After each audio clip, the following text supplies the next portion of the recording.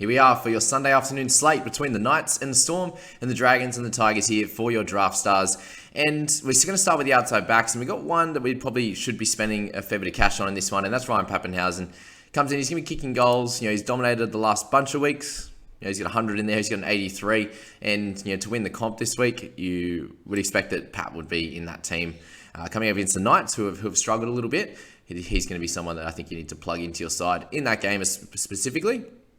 If you want to do well.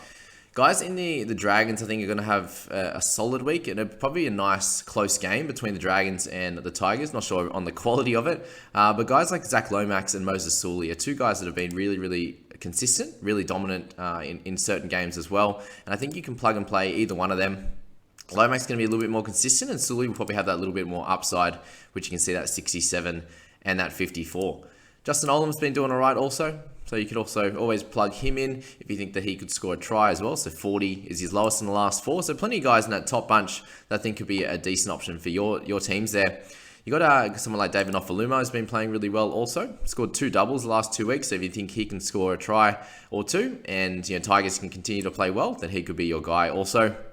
And a little bit lighter there, we got Fainai, who has come off, a really low game in 5.3, but the 250s before that shows that he could do it again if you wanted to plug him in at a cheaper price to go along with someone like Xavier Coates, who's coming off a really, really big game there with 76 points. So they're your options in the outside backs, I think, at this point, guys. The other one will probably be, Simi Sasangi, who's playing in the center role, but he's coming up against the Melbourne Storm, so it makes it a little bit tough. On the halves and hooker side of things, you got the Munster Grant combination, which is interesting now that the Grant's so expensive at the 23,000. So I still think both of them can go great. But do you want to spend that much cash, or do you want to go for Hughes at that little bit lighter price, who's had a couple of really nice games also? So I think it really doesn't matter too much if they're dominating as a team. All three of them are going to do pretty well. So up to you how you want to play that one. If you wanted to go a little bit lighter, I think Hastings now, he was 10,500 a week or two ago, and 48.9 to 69.7. He could be the guy to have a really big game, for one that's going to be fairly close there. But we're going to stick clear of Randall at this stage this week. Just the price now is getting pretty high, and also he didn't get the full 80 minutes last week, so that's probably a little bit of a worry with him, as we had him as a buy last week. Brandon Smith, I think, could get some decent minutes again. Not as many as last week, probably around that 55 mark. So I think he could do all right as well. But he's that little bit more expensive after doing well last game. And that would be all I'd be looking to pick from the halves and the hookers. And on the forward side of things, guys like Lucy Leilua has been doing really well. But, you've got one score over 50 for someone playing over 20,000 for. I don't know if I could do that personally. Alex Twile's been really dominant the last few weeks as well. So he could be an option at a little bit cheaper price. Frizzell's always decent. Offengawe's, 18,000 now, which is crazy with how good he's been going. So, I think probably you've lost that little bit of value with him now.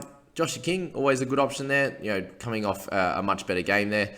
Will he be able to tackle hard like he did and as much as he did last week as well? That's, remains to be seen. So I'm not sure about picking him up. And then there's, you got guys like Brodie Jones, who's going to tackle hard against the Storm side, and if they can make it a little bit closer than what happened with the Storm last week, then he should be able to get somewhere around that 40 mark as well. And if we're looking at a little bit lighter, then you got Tuolangi there has been named to start again. Hopefully he actually plays this week. I think he's a great option there at 10,600, someone to build your team around. And if he's out again, then Seyfarth will be a great option if he starts. You've got Musgrove if you need someone to plug in at that 9,000 mark. He's got it coming off a 34 and a 38, so he could do a good job for you. And anyone else down below, I don't think is worth it. So there you go, guys. That's the Sunday 2 games for the week. I wish you all the best of luck. Gamble responsibly, and we'll catch you in the review show.